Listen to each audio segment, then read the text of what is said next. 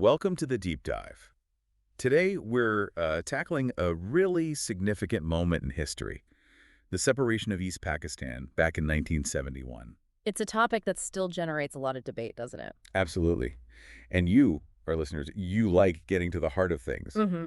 You've probably heard different stories.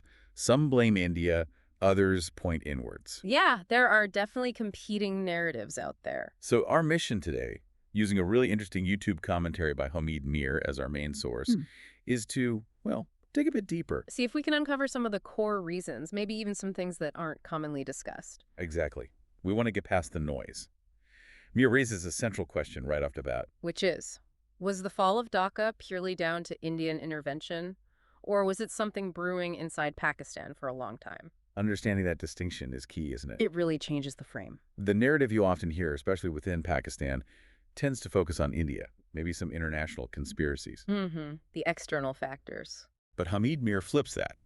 He argues the real seeds were sown much, much earlier, internally. Right here within Pakistan's own structures, political and military. Okay, and here's the really eye-opening part of his argument. He claims a plan to separate East Pakistan existed as early as 1962. 62. Wow. Yeah, and not cooked up by India, but by Pakistan's own president and army chief at the time, General Ayub Khan. Okay, that definitely challenges the standard timeline. If we just pause there, thinking about that possibility really shifts the perspective, doesn't it? It does. It suggests the 1971 war wasn't the starting point, but maybe more of a culmination. A result of these earlier internal dynamics. And Mir brings evidence, or at least references accounts, to support this. He points to several key figures. Let's start with Ayub Khan himself. What was his thinking, according to Mir? Mir references Major General Sher Ali Khan Patauti's book, The Story of Soldiering and Politics. Ah, yes, Patauti. In it, Patauti apparently describes Ayub Khan's, well, pretty low opinion of politicians. Bloody civilians, wasn't that the phrase? That's the one. And a clear desire from Ayub Khan to be the one, calling the shots politically. And coming from Patauti, another senior military guy, that insight feels significant. It points to that tension. Right. Patauti apparently even warned Ayub Khan directly. Said getting the military tangled in politics could ruin the army. A prophetic warning, perhaps. Maybe. But Ayub Khan, as Mir highlights, pressed ahead. He got rid of the 1956 parliamentary constitution and brought in his own presidential one in '62. And that shift to a presidential system, that tends to centralize power, right? Exactly. Which potentially sidelined provinces like East Pakistan even more.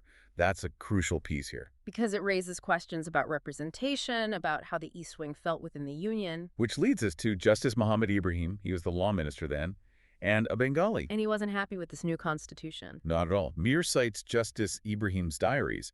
Apparently, Ibrahim told Ayub Khan point blank this system would lead to Pakistan's disintegration. Wow, that's direct disintegration. And he didn't just say it. He resigned in protest.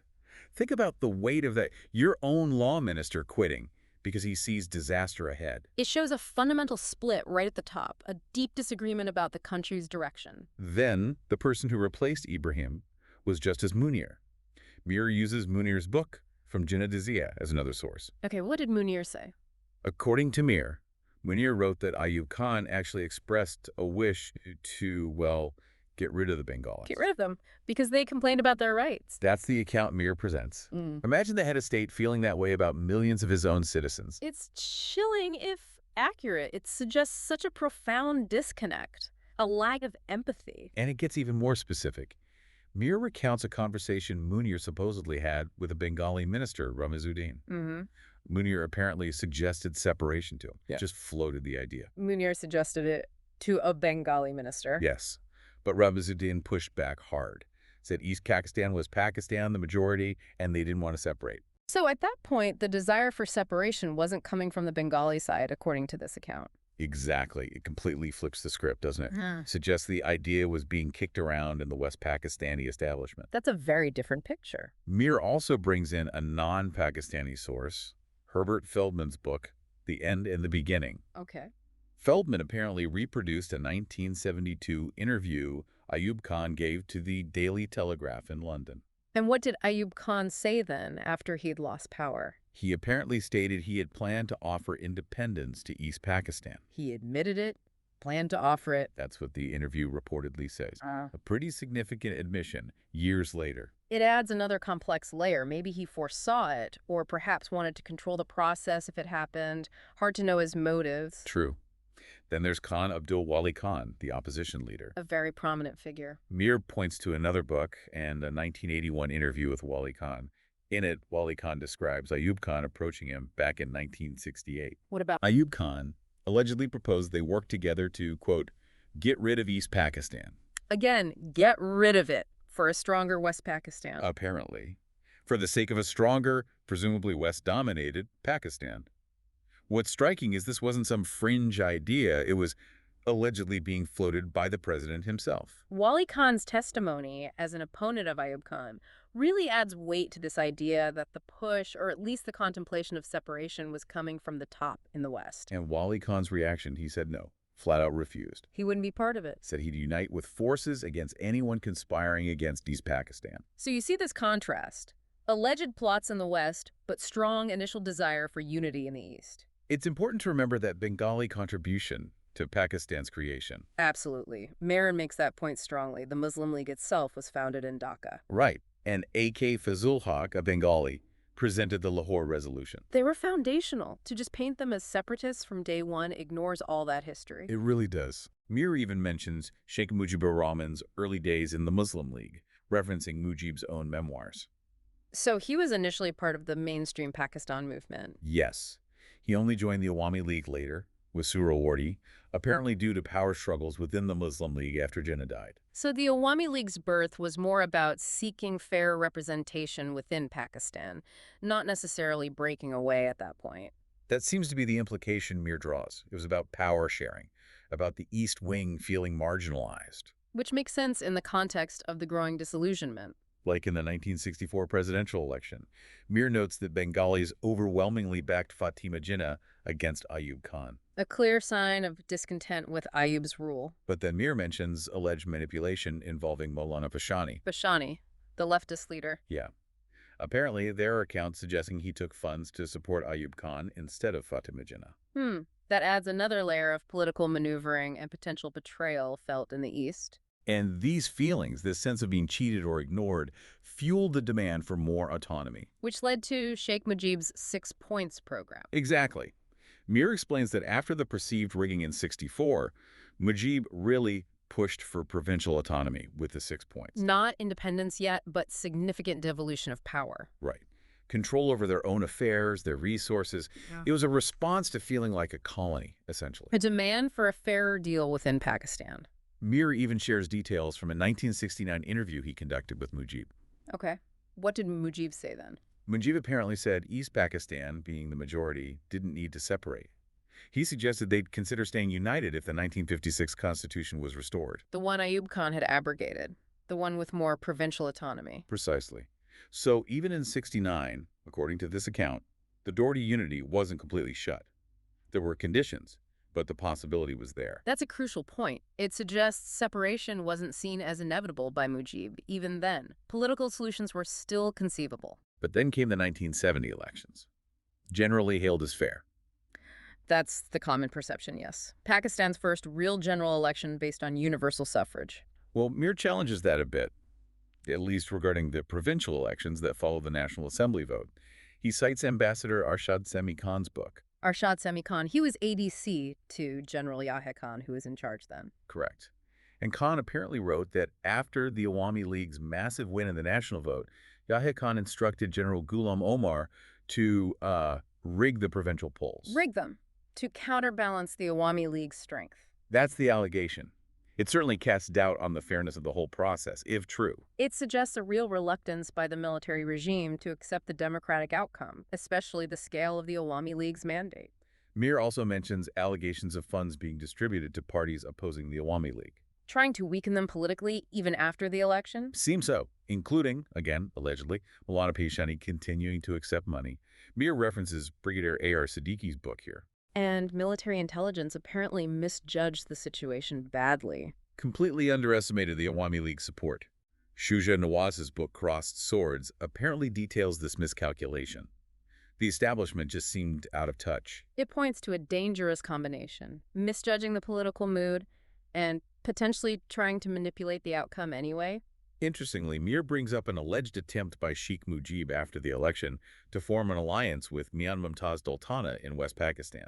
An alliance, even after winning a clear majority on his own. Yes, the goal, supposedly, was still a united Pakistan with Mujib as prime minister. It suggests his first instinct wasn't separation, but taking power within the existing structure. That's another detail that complicates the simple narrative of Mujib's always wanting independence. But as we know, the power wasn't transferred. The National Assembly session was postponed. Which led to massive protests and unrest in East Pakistan. And that unrest was met with a military operation, Operation Searchlight, in March '71. A brutal crackdown. Mir makes a point to mention Lieutenant General Sahabzada Yaqub Khan, the commander in East Pakistan initially. Yaqub Khan, he opposed the military action, didn't he? He did. He advised against it, saw it as disastrous, and was subsequently replaced, first by Tika Khan, known as the Butcher of Bengal, and later General Niazi. That internal military disagreement itself is significant. Not everyone in uniform thought force was the answer. No. But the decision was made for the crackdown. Now, Mir highlights something interesting about the timeline of resistance. Okay. He points to Major Ziaur Rahman, who later became president of Bangladesh. Right, Zia. Mir cites General K.M. Arif's book, suggesting that one of the first recorded acts of open defiance, maybe even rebellion, happened in March '71 before the full operation unleashed its fury. What did Zia allegedly do? Apparently, while with the East Pakistan Rifles in Chittagong, he killed some West Pakistani officers and declared independence over Radio Pakistan. Declared independence that early. From Chittagong Radio. That's the account Mir relates. It presents a slightly different picture of how the armed conflict perhaps began, with elements already moving towards independence. That complicates the simple reaction-only narrative of the Bengali resistance. Fast forward to December 16, 1971, the surrender in Dhaka, a defining image. General Niazi surrendering to General Aurora. But Mir points out a crucial detail, citing accounts like Brigadier Siddiq Salek's. GHQ in Rawalpindi, the army headquarters, had apparently only ordered Niazi to implement a ceasefire. A ceasefire, not a surrender. That's the claim. Yet, Niazi signed the instrument of surrender. Why the discrepancy? What did the accounts say? Well, some, like Siddiq Salek's and General Rauf Farman Ali's, paint Niazi quite negatively, suggesting cowardice or collapse of will. But Niazi had his own version, right? Oh, yes. In his book, The Betrayal of East Pakistan, Niazi blames it on a political conspiracy, pointing fingers particularly at Zulfikar Ali Bhutto. So conflicting stories and blame shifting, as you'd expect. And Mir adds another voice, Major General Kadim Hussein Raja. His book apparently paints a devastating picture of Niazi's character. How so? Including alleged deeply offensive and abusive remarks Niazi made about Bengalis, and linking his attitude to the tragic suicide of a Bengali officer, Major Mushtaq. It's quite scathing. These personal accounts, they really bring home the bitterness and the reported attitudes at the command level. Mir also briefly mentions the tragedy of missing persons during the war, something highlighted by Major General Mitha. The human cost is just immense. Unimaginable suffering and so many unanswered questions still. Looking at the immediate aftermath, huge loss of territory, obviously, and around 93,000 Pakistani prisoners of war held in India. A massive number. A national humiliation. Mir notes Bhutto's diplomatic efforts with the Simla and Delhi agreements to get the POWs back and regain territory lost in the West. Which he largely succeeded in doing. But he also mentions the promise made, apparently, for an apology to the people of Bangladesh. An apology that never formally happened, right? Correct. And that remains a sticking point in relations even today. Understandably so. Now, on the difficult issue of atrocities and human rights violations, Mir acknowledges they happen on both sides. Which is often the case in such brutal conflicts. But he emphasizes the particular criticism aimed at the Pakistani army for its actions against its own citizens in the East Wing. That's a crucial distinction, isn't it? The state turning against a part of its own population. Mir references writers like Sharmila Bose and Dr. Junior Ahmad, who've questioned the scale of some figures cited by Bangladesh. Yes, there's debate about the numbers, though not about the fact that terrible violence occurred. Exactly. Mir doesn't downplay the violence, and even shares his personal experience meeting war babies in Bangladesh children born as a result of rape during the conflict. A heartbreaking reminder. A terrible legacy of the war. Then there's the Hamid Rahman Commission report, commissioned by Pakistan itself to investigate the deceit. Kept secret for decades, wasn't it? For a long time, yes. But parts, or maybe the whole thing, eventually came out. Mir highlights key findings. Such as? It confirmed that Niazi was only ordered a ceasefire, not surrender. Ah, so it backed up that claim. Yes. The commission suggested he could have resisted longer, potentially.